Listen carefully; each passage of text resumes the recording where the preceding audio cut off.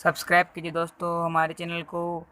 Notification पाने के लिए बेल आइकन को प्रेस कीजिए। नमस्ते बच्चों, ऑनलाइन क्लास में आपका स्वागत है। देखो आपकी क्लास है 7, विषय आपका हिंदी और बुक है आपकी पसंद बाग 2। ठीक है, इसके हमने आपको 6 लेसन पढ़ा चुके हैं। 7वां लेसन है आपका पापा खो गए। यह एक नाटक है, इसके लेखक है श्री विजय तेंदुलकर। देखिए आप इस नाटक में क्या बताया है लेखक ने इस नाटक में सजीव और निर्जीव पात्रों के माध्यम से यह नाटक का वर्णन किया है और उन्होंने इसमें बताया है कि हमारे समाज में कुछ असामाजिक तत्व होते हैं जो नन्हे बच्चों को उठाकर ले जाते हैं और उनसे अपनी इच्छा अनुसार कार्य करवाकर जीविका कमाते हैं। तो देखिए आज हम इस नाटक को पढ़ते हैं। सबसे पहले हम पात्र देखते हैं इसके।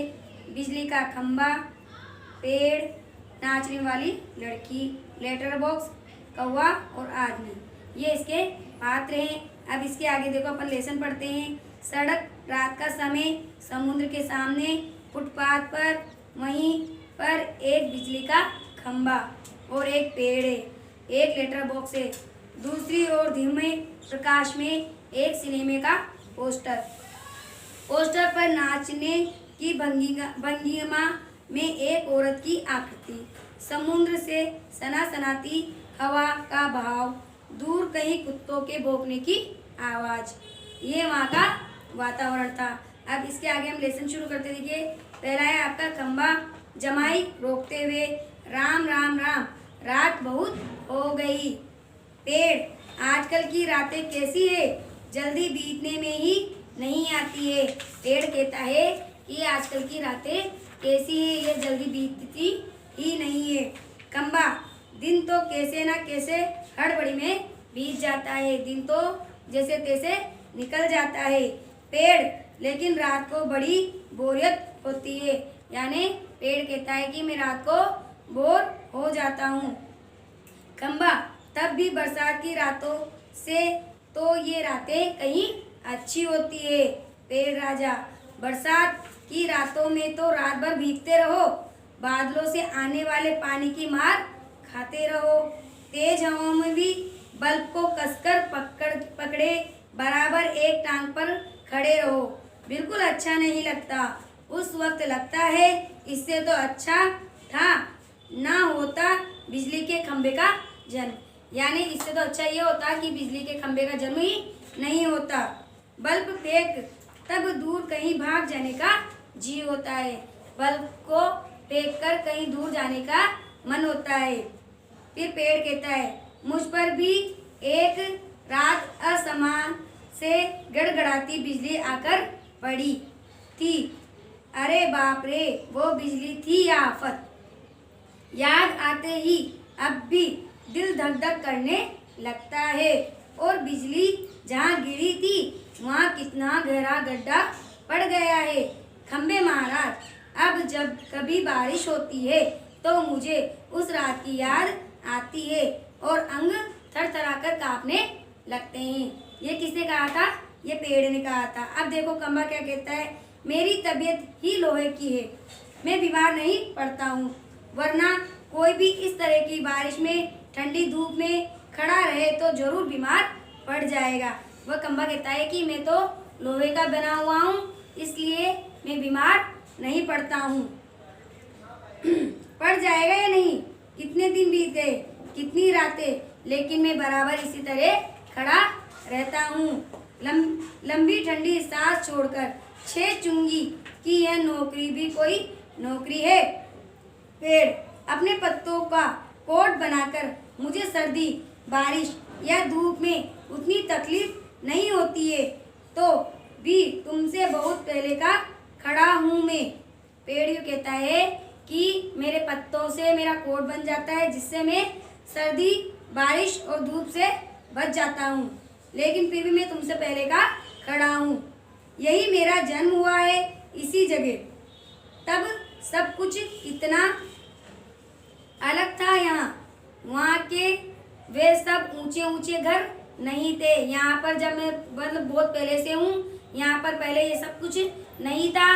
देखिए आप, वहाँ के वे सब ऊंचे ऊंचे मकान नहीं थे, तब यह सड़क भी नहीं थी। वह सिनेमा का बड़ा पोस्टर और उस नाचने वाली औरत भी तब नहीं थी। मतलब वहाँ पर सिनेमाघर का वो बड़ा सिनेमाघर भी नहीं था और वहाँ पर वो नाचने वाली औरत भी नहीं थी। सिर्फ सामने का यह समुद्र था। बहुत अकेलापन महसूस होता था। तुम्हें जब यहाँ लाकर खड़ा किया गया तो सोचो कोई साथी मिल गया, इतना ही सही, लेकिन वो भी कहाँ। तुम शुरू में मुझसे बोलने को ही तैयार नहीं थे। मैंने बहुत बार कोशिश की, पर तुम्हारी अकड़ जहाँ थी वहीं कायम थी। बाद में मैंने भी सोच लिया कि इसकी नाक इतनी ऊंची है तो रहने दो। मैंने भी कभी आवाज नहीं लगाई। हाँ, अपना भी स्वभाव जरा ऐसा ही है। खंबा, और एक दिन जब आंधी पानी में मैं बिल्कुल तुम्हारे ऊपर ही आ पड़ा। पेड़, बाप रे कैसा था वो आंधी पानी का तूफान। अब खंबा, तुम खड़े थे इसलिए मैं कुछ समझ गया। हाँ, तुमने मुझे ऊपर झेल लिया, वह अच्छा हुआ, चाहे तुम खुद काफी जख्मी हो गए। बाद में मेरा गरूर भी चढ़ गया और अपनी दोस्ती हो गई। पेड़ ने कहा, हवा आज भी बहुत है। पेड़ ने कहा कि हवा तो आज भी बहुत चल रही है।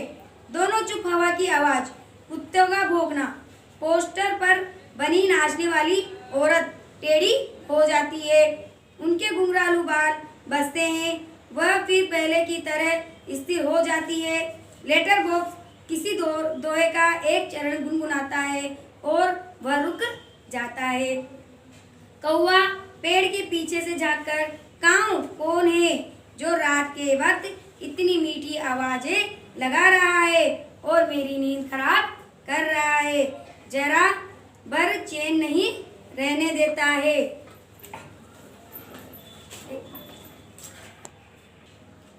लेटर बॉक्स ने कहा, मीठी आवाज में नहीं गाए तो क्या इस कौवे जैसी कर्कश काव काव करेंगे। मतलब यह मीठी आवाज में नहीं गाएगा तो किस कौवे की तरह कड़वी आवाज में काव काव करेगा। कहता है, जरा भर भी चैन नहीं। पेट में हाथ डालकर एक पट निकालता है, धीरे से जीभ को लगाकर खोलता है, उसमें से कागज निकालकर रोशनी में पढ़ने लगता है।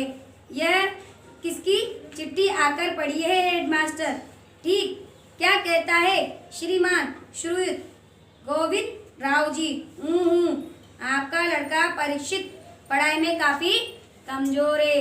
पंडित जी कहते हैं कि आपका लड़का पढ़ाई में कमजोर है, क्लास में उसका ध्यान पढ़ाई में बिल्कुल नहीं लगता है।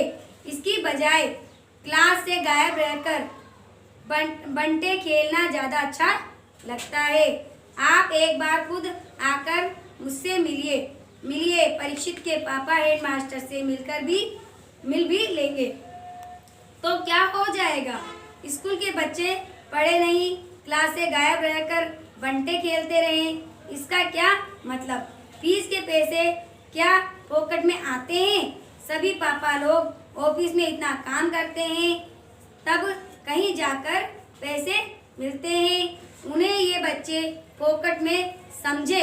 आखिर क्यों? 6 मुझे हेडमास्टर होना चाहिए था। इस परीक्षित के होश तब मैं अच्छी तरह ठिकाने लगा देता। यह किसका है? खंबा, क्यों लाल ताऊ आज किस किस के पत्र चोरी चोरी पढ़ते रहे? लेटर बॉक्स आश्चर्य से, चोरी किस लिए? सभी चिट्ठियां मेरे ही कब्जे में होती है, अच्छी तरह रोज रोज पढ़ता हूँ।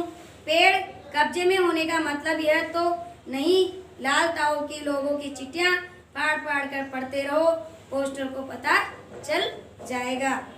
लेटर बॉक्स चलता है तो पता चल जाने दो, मेरी तरह यहाँ रात दिन बैठकर दिखाए तब पता चलेगा। और वह पोस्टमैन मेरे पेट में से चिट्ठियाँ निकाल रहा था और मुझे इतनी लंबी जमाई आई कि रोके नहीं रुकी। जमाई लेता है, वह देखता ही रह गया। चिट्ठियों का बंडल बनाकर जल्दी जल्दी चलता बना वह, लेकिन यह लेटर बॉक्स इसे नहीं बोरियत होती। एक जगह बैठे बैठे मैं कहता हूँ 4 चिट्ठियाँ मन बहलाने के लिए भी पढ़ ली जाए तो क्या होगा। पेड़, लेकिन चिट्ठी जिसे लिखी गई हो लाल ताऊ उसे ही पढ़नी चाहिए, वह प्राइवेट होती है।